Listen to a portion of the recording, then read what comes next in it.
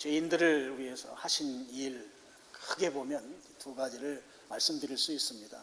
하나는 예수님을 보내셔서 십자가를 통해서 우리를 구원하신 일입니다. 하나님만이 하실 수 있는 일이고 또 하나님께서 하셨기 때문에 구원의 역사가 이루어질 수 있었습니다. 그리고 또 한 가지를 꼽으라고 하면 이제 오늘 우리가 나누려고 하는 그 부분입니다. 6절 말씀, 하나님께서 각 사람에게 그 행한 대로 보응하신다 이렇게 되어 있습니다. 하나님이 하시는 큰 일 한 가지는 사람들이 행한 대로 보응하시는 일을 하십니다. 십자가를 통해서 구원하신 일, 이 큰 일과 보응하시는 일, 이 일이 하나님께서 하시는 큰 두 가지 일 가운데 하나가 되는 것이죠. 이 보응한다는 말은 헬란 말을 보면 갚는다는 의미가 있고 되돌려준다는 의미가 있어요. 그래서 좋은 의미로서는 보상한다는 의미가 있습니다. 보상해준다.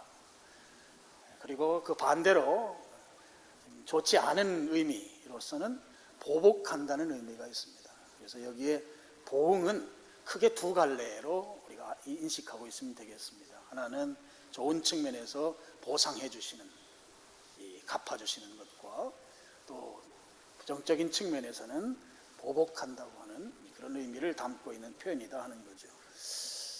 특별히 이제 오늘 말씀 7절, 8절, 9절, 10절을 쭉 보면 이 말씀이 그리스도인들에게도 적용이 되고 동시에 불신자에게도 적용되는 말씀이라고 볼 수 있습니다. 6절은 하나님께서 각 사람이 행한 대로 보응하시는데 그것이 신자에게만 적용되는 것이 아니라 불신자에게 적용되고 반대로 불신자에게만 적용되는 게 아니라 신자에게도 적용된다 하는 것이죠. 굉장히 중요한 이 주제입니다. 행한 대로 보응하시는 하나님. 그랬을 때 우리에게 있어서 이 주제에 대해서 아주 중요한 이슈가 하나가 나옵니다. 그 이슈가 무엇인가 하면은요, 바로 행위라고 하는 것이 우리가 구원받는데 영향을 끼치는가 그렇지 아니한가라고 하는 것이죠. 인간의 행위가 구원받는데 어떤 역할을 하느냐, 영향을 끼치느냐 끼치지 않느냐. 크게 이 성경 역사나 교회 역사를 보면 두 가지 경향이 그대로 나타납니다. 이제 하나는 구원받는 것이 인간의 그 행위와 밀접하게 관련이 있다고 주장하는 것이죠. 예수님 시대로 보면 바로 바리새인들이 그런 사람들이었습니다. 바리새인들은 인간 스스로의 힘으로 얼마든지 선을 행할 수 있고 또 그것을 통해서 하나님의 구원에 이를 수 있다고 그렇게 믿었습니다. 그래서 바리새인들은 아주 율법을 철저하게 연구하고 그리고 율법을 따라서 사는데 목숨처럼 철저하게 지켰던 사람들이 바리새인들입니다. 그들은 율법을 잘 지키기 위해서 그 장로의 전통 또는 사람들의 전통이라고 이름 지어진 이 전통, 이것은 율법의 부속 조항 같은 거예요. 목적은 그것입니다. 율법을 잘 지키기 위해서 이 부속 조항들을 만들었어요. 이게 장로의 전통이라고 부르죠. 그런 것들을 만들어서까지 율법을 지키려고 최선의 노력을 다했던 사람들이 바리새인들이고 바로 인간의 행위가 구원에 영향을 끼친다고 믿었기 때문에 그렇게 살았던 것이죠. 또 이와는 정반대로 행위는 아무리 그 행위가 선할지라도 구원에 영향을 미치지 못한다. 구원받는데 아무런 역할도 하지 않는다고 주장하는 또 하나의 주장이 있습니다. 구원이라고 하는 것은 예수 그리스도의 십자가와 부활하심, 빈 무덤을 만들어 놓으신 그 은혜를 믿음으로 말미암아 받는 것이다. 그래서 행위는 아무리 선한 행위일지라도 이 은혜로 받는 것이기 때문에 영향을 끼칠 수 없다 하는 것이죠. 오늘 우리가 믿고 있는 신앙이고 로마서를 통해서 아주 굵은 맥락으로 흘러가는 그런 주장입니다. 바울이 바로 그런 부분을 강조해서 로마서에 기록해 놓고 있습니다. 이제 그런데요, 여기까지 이렇게 정리하고 우리가 이 구원받는 데는 하나님의 은혜로 받는다, 우리가 믿음을 통해서 은혜로 받는다, 이렇게 정리하고 우리가 살아가면 이제 되잖아요. 그런데 문제는 이제 구원받는 것은 하나님이 주시는 은혜로 거저 받았습니다. 자, 나는 이제 구원받은 존재가 됐어요. 그러면 구원받은 이후에는 이제 내 마음대로 살아도 된다라고 하는 이 태도가 받았다고 믿는 자들에게서 나타난다고 하는 것이죠. 구원받는 거 은혜로 받았어요. 공짜로 거저 주셔서. 나는 구원받은 사람입니다. 그리스도인입니다. 그리스도인 됐으니까 이제는 내 마음대로, 내 자유대로, 내 멋대로 살자 하는 태도를 갖는 것에 대해서 이제 오늘 이 말씀이 우리에게 주는 교훈이 큰 것입니다. 여러분, 그렇게 사는 사람들은 이제 오늘 우리 주변에서 이단으로 되어 있는 구원파가 그렇게 살아요. 구원받았기 때문에 내 멋대로 살아도 된다 주장하면서, 교회 역사를 보면 영지주의라고 하는 사람들이 좀 그런 경향이 있었습니다.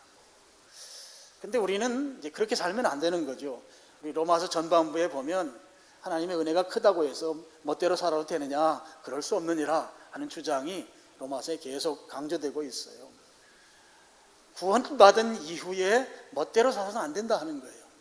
멋대로 살아서 안 되는 이제 큰 이유를 오늘 말씀 6절에 보면 하나님이 행한 대로 보응하시기 때문에 내 멋대로 하나님 뜻과 부합되지 않는 삶을 사는 거, 그거 안 된다 하는 것이죠. 하나님은 행한 대로 보응하시기 때문에 그런 것이죠. 그래서 구원받은 이후 그리스도인으로 살아가는 삶에서 행위는 매우 중요한 것이 됩니다. 특별히 이제 선한 행위, 선한 삶을 살아야 되는 것이죠. 우리 이제 근거 성경 구절로 여러분 에베소서 2장 8절 9절 말씀을 한번 보시죠. 우리 잘 아는 말씀입니다. 여러분들 외우시는 분들도 많이 계셔요. 우리 같이 한번 읽겠습니다. 너희는 그 은혜에 의하여 믿음으로 말미암아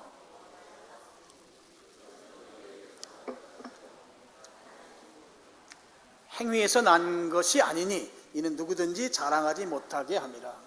아주 분명하죠. 여기 중요한 표현이 은혜라는 표현, 그 다음에 하나님의 선물이라는 표현, 다 하나님께서 구원은 거저 주셨다고 하는 것이죠. 우리의 행위와 무관하다고 하는 말씀입니다. 그래서 우리는 에베소서 2장 8절과 9절은 암송도 하고 해서 잘 알아요. 근데 그 다음 구절을 우리가 꼭 기억해야 돼요. 2장 10절입니다. 10절은 제가 읽으면서 설명하겠습니다. 우리는 그가 만드신 바라, 하나님이 창조하셨다는 것이죠. 그리스도 예수 안에서 선한 일을 위하여 지으심 받은 자다. 그리스도 예수 안에서 지음 받았다 하는 것은 구원 사역을 말하는 것이에요. 예수님께서 우리를 구원하신 것, 하나님이 우리를 창조하시고 예수님을 통해서 지음받은 목적이 뭔가 하면 선한 일을 위한 것이다. 선한 일, 선한 행위를 위해서 그렇게 우리를 창조하시고 우리를 구원하셨다고 하는 것이죠. 그 다음에 10절 하반절에 보면 이 일은 하나님이 전에 예비하사 우리로 그 가운데서 행하게 하려 하심이라. 하나님께서 선한 일을 할 수 있도록 전에 예비했다. 이미 다 준비해 주셨다는 것이에요. 그래서 그리스도인들은 선한 일을 하면서 사는 존재들이다. 살 수밖에 없다. 그런 말씀인 것이죠. 자, 그렇다면 그리스도인으로서 선한 일을 행하며 살아야 되는 것이 이제 그리스도인의 삶에 마땅한 태도인 것입니다. 그러면 선한 일이 구체적으로 무엇인가가 중요하죠. 선한 일이라고 하는 게 구체적으로 무엇을 말하는 것인가? 내가 선한 일 해야 되는데 내가 해야 할 선한 일이 무엇인가?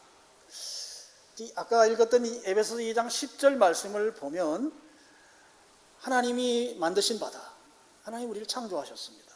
그리고 예수님 안에서 지으심 받았다. 여기 지으심 받았다는 말은 새로운 피조물 또는 재창조, 그러니까 구원을 말하는 거예요. 예수님을 통해서 우리가 구원받았습니다. 근데 그 구원받은 목적이 선한 일이라고 하는 거예요. 그러면 여기 아주 중요한 메시지가 있어요. 우리를 창조하시고, 하나님께서 우리를 창조하셨어요. 그리고 동시에 예수님을 통해서 우리를 구원하셨어요. 창조하신 목적과 구원하신 목적, 그것을 위해서 우리가 살아야 된다 하는 거예요. 나를 창조하신 목적과 나를 구원하신 목적이 뭔가 했을 때 그 뭔가를 위해서 우리가 사는 것이 우리 선한 일을 위해서 지음받은 그 목적에 부합된 삶을 사는 것이다 라는 것이죠. 그러면 그 목적이 무엇일까? 에베소서를 통해서 좀 살펴보겠습니다. 에베소서 1장 5절과 6절입니다. 여기는 제가 읽으면서 설명하겠습니다. 하나님이 그 기쁘신 뜻대로 우리를 예정했다는 말은 계획했다는 말입니다. 그 기쁘신 뜻대로 우리를 예정하사 예수 그리스도로 말미암아 자기의 아들들, 자녀들이 되게 하셨다. 하나님께서 예수 그리스도를 통해서 하나님의 자녀 삼는 그 계획을 세우면서 기쁘신 뜻대로라고 하는 건 너무너무 기뻐하셨다는 거예요. 지금 하나님의 목적 밖에 있는 사람들을 예수 그리스도를 통해서 하나님의 자녀로 삼으실 그 계획을 세우신 하나님이 그 계획이 이루어질 것, 그 계획을 세우시면서 그 기쁘신 뜻대로라고 하는 것은 너무너무 하나님이 기뻐하시면서 세운 계획이다 하는 것이죠. 그러면서 이제 6절이 그걸 구체적으로 말씀합니다. 6절, 이는 그가 사랑하시는 자 안에서 우리에게 거저준다는 말이 은혜라는 말이죠. 거저주시는 그의 은혜의 영광을 찬송하게 하려는 것이다. 하나님의 자녀 삼아서 우리들로부터 원하시는 하나님의 목적은 하나님이 주신 그 은혜를 기억하고 찬송하게 하는 것이 우리를 창조하시고 우리를 구원하신 목적이다 하는 것입니다. 여러분, 하나님이 우리를 지으셨습니다. 그리고 하나님이 우리를 구원하셨습니다. 그 목적이 뭔가? 하나님께서 주신 그 은혜의 영광을 찬송하는 것이다 하는 것이에요. 하나님께 찬송을 드리기 위해서 우리를 지으셨다. 하나님께 찬송을 드리기 위해서 우리를 구원하셨다 하는 거예요.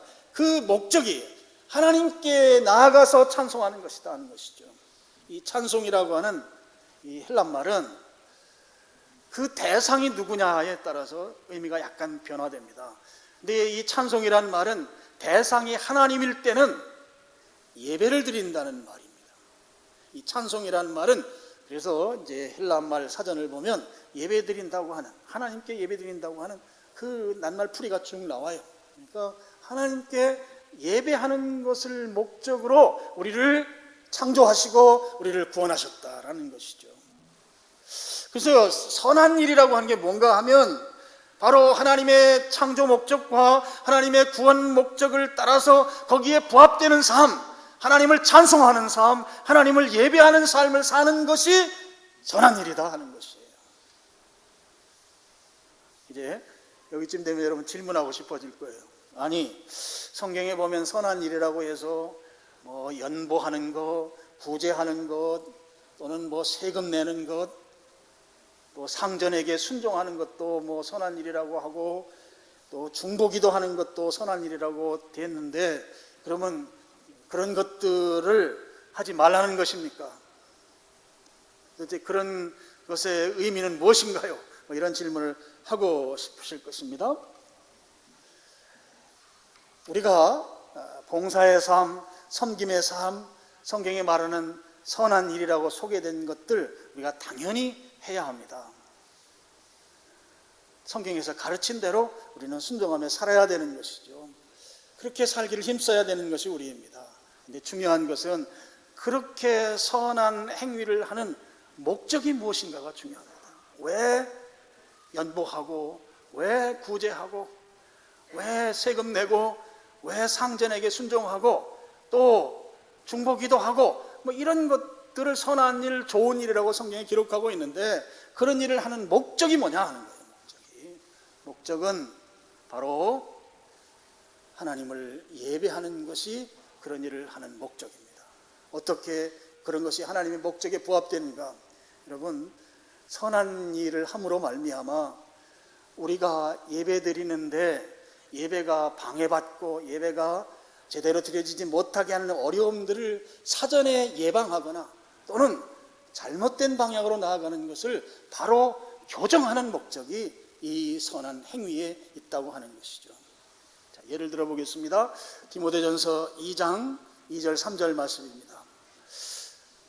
임금들과 높은 지위에 있는 모든 사람을 위하여 기도하라는 내용이에요. 가르치고 기도라는 말을 써놨습니다. 중보기도죠. 기도해야 되는 이유가, 이는 우리가 모든 경건과 단정함으로 고요하고 평안한 생활을 하려 함이라. 3절에 이것이 우리 구주 하나님 앞에서 선한 일이다. 선하고 받으실 만한 것이다. 여러분, 중보기도하는 것이 선한 일이라는 거예요.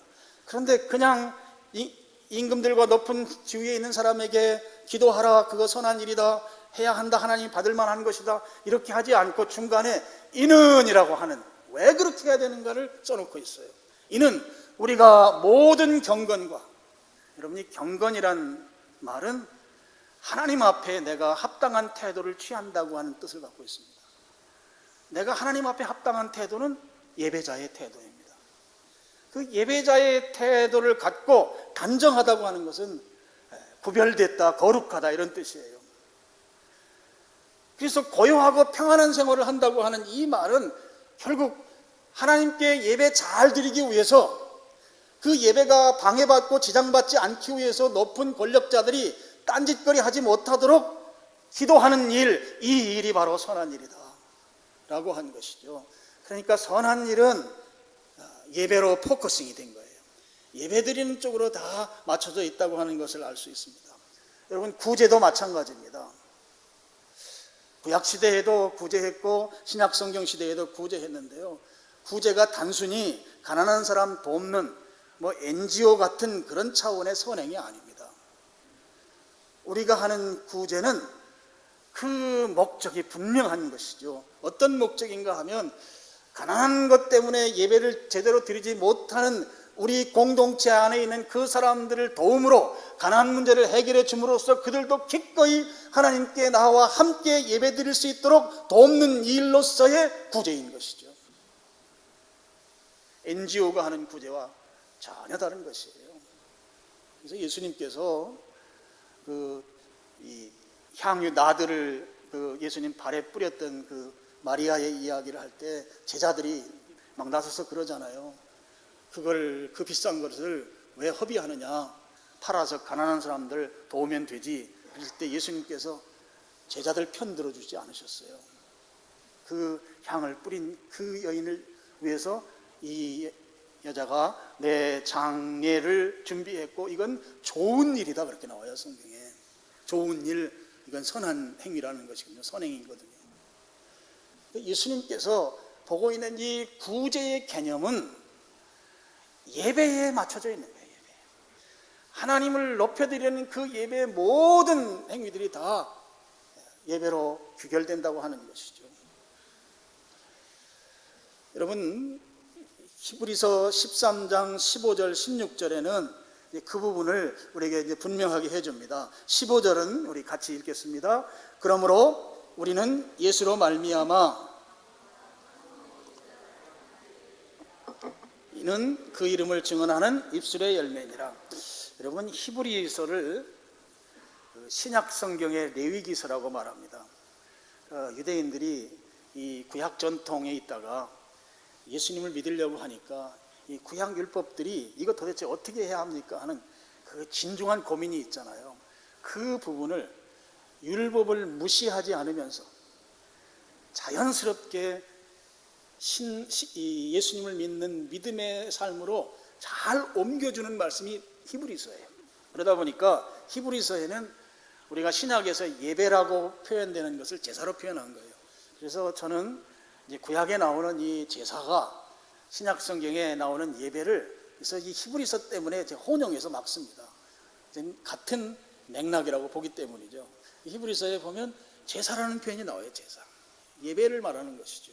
그래서 항상 찬송의 제사를 드린다. 이 찬송은 노래를 포함하는 의미를 담고 있어요. 그러니까 바로 이제 예배를 말하는 것이죠.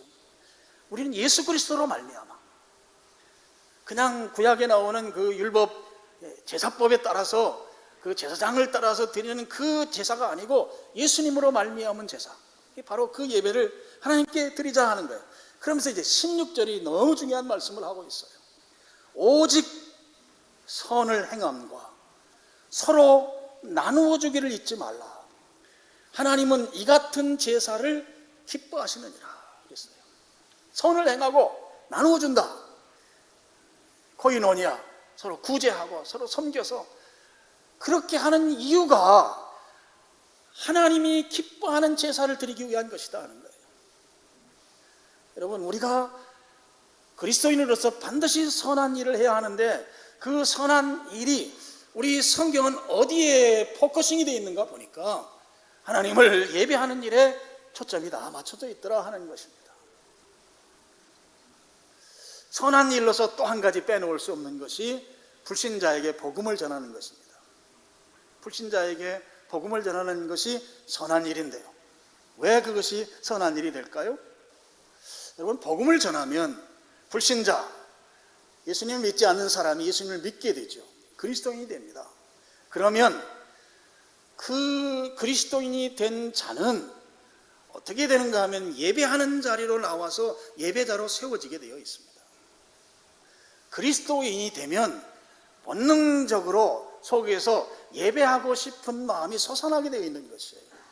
그래서 저는 제가 이제 전도를 정의할 때 전도는 무엇이냐?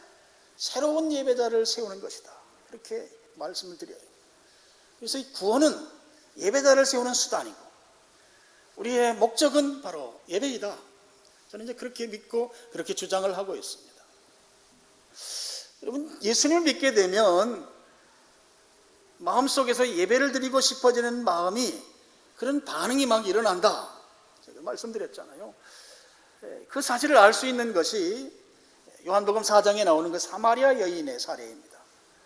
사마리아 여인이 우물가에서 예수님을 만나잖아요. 예수님께서 이제 물 마시기를 원했고 그 여인과 대화 가운데 그런 말을 합니다. 지금 우리가 마시는 물은 또 먹고 싶은다. 목말라서 다시 마셔야 하지만 내가 주는 물은 영원히 목마르지 않다. 왜냐하면 그 속에 영생으로 솟아나는 샘물이기 때문이다. 그러면서 그 여인에게 내가 주는 이 새로운 물이 있다. 예수님께서 그렇게 설명하시고 그 다음에 조금 이야기 흐름상 좀 맞지 않는 것 같은 말씀을 하세요.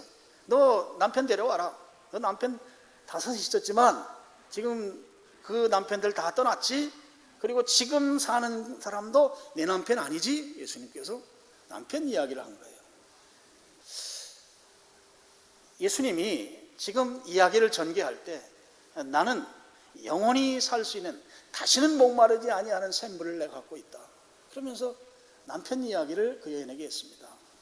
여러분, 남편 이야기에 갖는 의미가 뭘까요? 고대 유대인들의 그 결혼 제도는 철저하게 가부장적이었습니다. 남편 중심이었어요. 그래서 남편을 부를 때 주인으로 불렀어요. 주님으로 불렀다고요. 그 아내는 남편에게 소속된 소유물과 같은 존재였습니다. 그래서 사람 숫자 셀 때도 카운트를 하지 않았어요. 아이들도 카운트하지 않았고 그런 것이 당시의 그 결혼 문화였습니다. 그런데 남편을 5번, 6번 지금 교체했잖아요. 그 이야기는 뭔가 하면 당시 고대 여인들은 자기들의 절대적 의존 존재는 남편이었습니다. 근데 그 남편을 의존하고 살았는데 이게 의존했지만 자기가 의존하는 만큼의 기대치가 그로부터 나오지 않은 것이죠. 그래서 결국은 갈라서기를 여러 번 한 거예요. 그렇게 무엇인가 내가 의존하며 살아왔는데 실상 내가 경험해 보니까 그 의존했던 현세를 살아가면서 의존했던 그것이 결코 나를 만족스럽게 하지 못한다, 나를 안전하게 하지 못한다고 하는 것을 이 여인은 철저하게 깨닫고 있던 여인이었던 거예요. 그 예수님이 아주 핵심을 찔러서 말씀을 하신 것이죠. 예수님이 가지고 있는 영원히 솟아나는 샘물, 흠을 마시고 싶으면 나에게 와라. 그리고 나에게 올 때 나를 믿고 의지하면 영원히 안전할 수 있다. 지금 예수님이 그 여인에게 주신 메시지인 것이죠. 예수님으로부터 이 말씀을 듣고 이 여인이 약간은 뜬금없는 반응을 보여요. 그 말씀이 요한복음 4장 20절입니다. 우리 스크린 보고 같이 읽겠습니다. 우리 조상들은 이 산에서 예배하였는데 당신들의 말은 예배할 곳이 예루살렘에 있다 하더이다. 여러분, 유대인들이 사마리아 사람들하고 이렇게 서로 아주 미워하는 그런 관계였잖아요. 그래서 원래 성전은 예루살렘에만 있는데 절기가 되면 예루살렘 성전에 가서 예배를 드려야 되는데 이제 사마리아 사람들 못 오게 막았어요. 막으니까 사마리아 사람들이 그래 그럼 우리도 성전 짓고 우리끼리 예배 드리겠다고 해서 그리심산에다가 성전을 지어놨어요. 그래서 거기에서 예배를 꾸준히 드렸는데 예수님 오시기 한 100여 년 전에 유대 그 마카비 시대에 다 때려 부셔버렸어요. 그리심산에 있는. 이게 저것 때문에 유대인들하고 사마리아인들은 더 적대적 관계가 됐어요. 이제 그런 관계에 있는데 정말 지금까지 이야기 전개하는 구간 전혀 예상치 않은 사마리아 여인이 예배 이야기를 꺼내는 겁니다. 이것은 무엇을 말하는 것일까요? 예수님을 만나고 보니까 그 속에서 본능적으로 나오는 반응이 나 예배 드리고 싶습니다. 그런데 도대체 어디 가서 예배를 드려야 그 예배를 하나님께서 받으실까요? 어디서 예배를 드려야 하나님이 받으시는 예배를 드릴 수 있겠습니까? 이 질문을 예수님께 한 거란 말이죠. 중요한 것은 예수님을 만나면 구원받으면 우리 속에서 나오는 자연적 반응이 예배 반응이다라고 하는 걸 이 사마리아 여인을 통해서 우리가 알 수 있죠. 예수님께서는 하나님은 장소의 하나님 아니야. 장소 상관없어. 그래서 예배에 아주 핵심되는 키워드가 있는데요. 두 가지가 있습니다. 하나는 예배를 받으시는 분은 오직 하나님 한 분이시다라고 하는 예배의 대상이 중요합니다.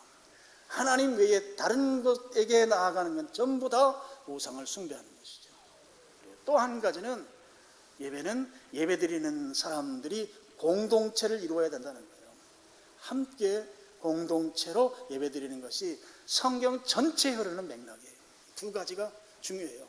장소를 따지는 구약시대, 또 지금 예수님에게 질문하는 이 여인이 하나님 어디 계시냐는 거죠. 장소가 어디 계신가 했을 때 예수님께서 장소는 중요하지 않다.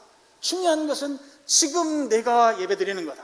그래서 아주 유명한 말씀, 하나님께 예배하는 자를 찾으시고 그 예배 때가 지금이다. 그리고 예배하는 자는 영과 진리로 예배해야 한다. 이 예배에 대한 아주 중요한 멘트를 예수님께서 하셨던 것이죠. 여러분, 불신자를 예수님 믿게 만들면 그 예수님 믿게 만드는 것으로 그치는 것이 아니라 그가 하나님께 예배하는 자리로까지 나오도록 인도하는 일, 이 일이 선한 일이다 하는 것이에요.